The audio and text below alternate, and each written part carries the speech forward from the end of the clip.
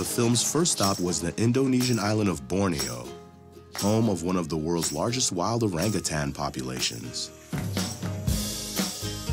Borneo is very, very remote, and we had to take 30,000 pounds of production equipment upriver on small boats into the jungle.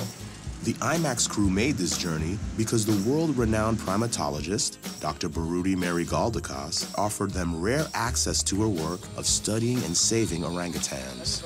When I went into the field almost 40 years ago, there were no roads, no telephones, there was virtually no electricity. You see what it is that she had to deal with, with the swamps, the leeches, the insects, the heat, the humidity. I mean, this is one of the most uncompromising places that I've ever been.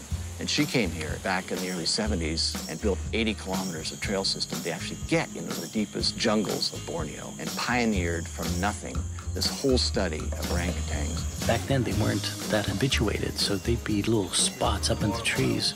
And to walk through every day, through the rainforest, how dense it is, and to study these spots up in the trees, the task was not only daunting, monumental.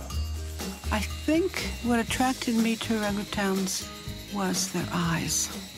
They have a certain kind of calmness and serenity.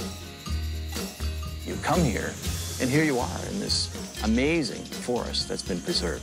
And it's exhilarating because you step off the boat onto the dock, and immediately you start seeing orangutans, coming out of the forest, almost to say hello. It's magical that you're in this paradise.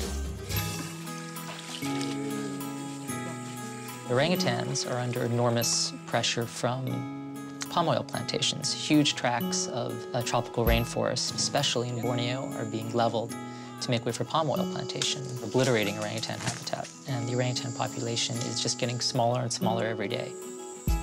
I really love orangutans, and I think we have a very strong responsibility to make sure they don't go extinct.